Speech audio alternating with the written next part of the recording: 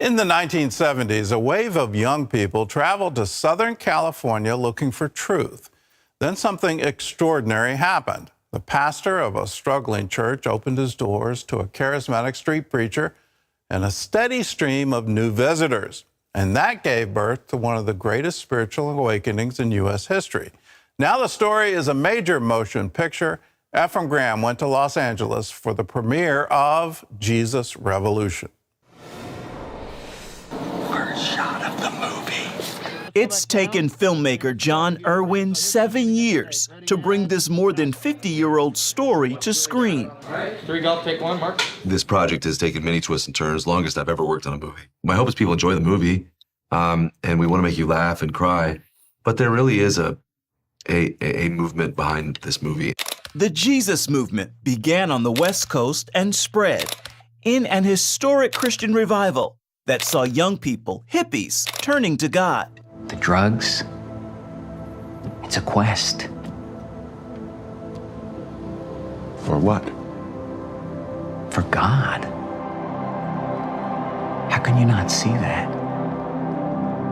There is an entire generation right now searching for God. That real-life revival unfolding here in Southern California in the 1970s is what Time magazine called the Jesus Revolution. Just 4 years earlier, the front page of the very same magazine was asking this question: is God dead? Jon, how do we go from "Is God dead" to 4 years later, Jesus Revolution on the cover of Time? Yeah, I bought this Time magazine, Jesus Revolution, 7 years ago on eBay, and read this article, and then I bought this one as well, Is God Dead? First cover of Time without a picture. And that was my very question of like, what happened in between these two magazines? You have this very bleak statement, and then this sort of psychedelic Jesus, and something was happening so undeniable in American society that Time magazine had to give it credit with a cover story, as did Life magazine, Look magazine. Then I began to study it, and I wanted to meet people that lived it. And so that was the beginning of my relationship with Greg Laurie. Pastor Greg Laurie leads one of the largest churches in the country. I just wanted to say, His faith and love story begin inside the Jesus movement. People know me as an older guy, and it's interesting for them to be introduced to us when we were young. It's our story, but it's like I'm watching another story, but it's a story of redemption. And we're sort of, I think, representing a generation of young people that were searching. there's this church. It's called Calvary Chapel. And we say we're looking for truth. What if this is true? Because everything that we've been trying is not working for me. I was aware of how powerful it was for me. It was real. It was life-changing. It was overnight. It was darkness to light. But and I've seen it played out in others' lives as they've had encounters with Christ. But I never thought our story, especially my story, would be told in such a beautiful way. I just can't be let down again. What I felt in there, I haven't. What if it's good for a minute and then it's gone? What then? We can find out together. Joe Courtney plays Greg. Anna Grace Barlow plays Kathy. And The Chosen's Jonathan Rumi rounds out the cast. I play Lonnie Frisbee.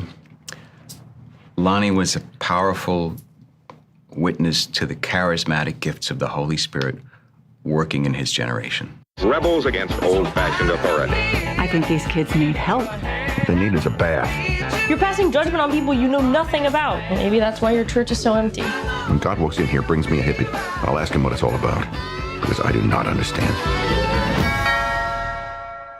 This house has a very good vibe. What do you think it is about your characters who are real-life people who help to give birth to what happens in our country during this time? The culture was in a moment of like fraught need.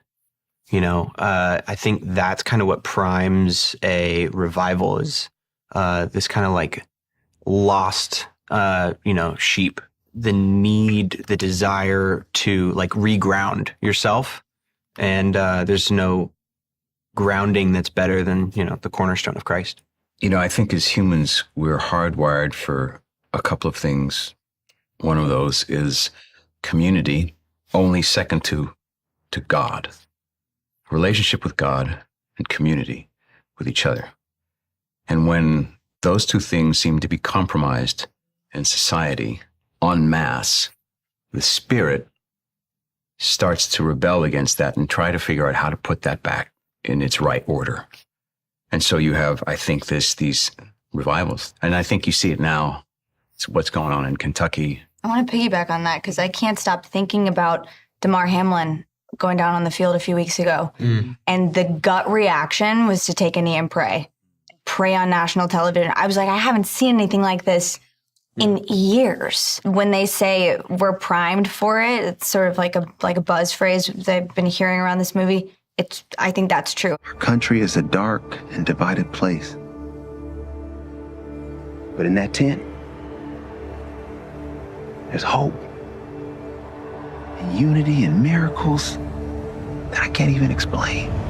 Kevin, I've heard filmmakers say that getting a movie made is a miracle. In working on this as one of the producers, where would you say you saw miracles? There's moments of miracles whenever you make a film. I mean, obviously the entire process, but this one had miracle after miracle where we really sensed and felt God's presence throughout the entire process. And the sun, everything's perfect. Including how actor Kelsey Grammer signed on for the lead role of Calvary Chapel pastor Chuck Smith. I was having sort of a late night, and I sat in my living room, and I was thinking, geez, I want to do something that actually has some value beyond just the fact that I'm doing another role or something that I enjoy playing.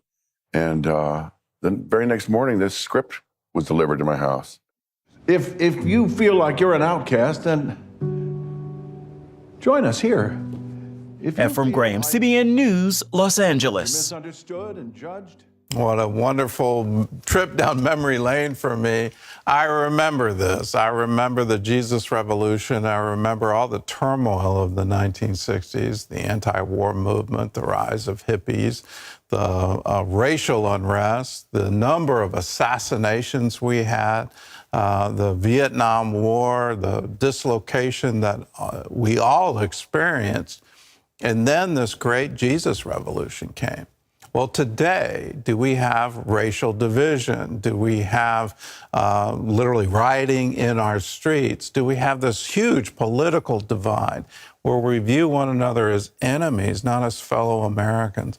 I was reading some survey, like 15% of Democrats think the world would be a better place if Republicans died, and 18% of Republicans thought that the world would be a better place if Democrats die. That shouldn't be. And how do we get revival again? Well, let's come to God and say, this kind of hatred in our heart is not of you.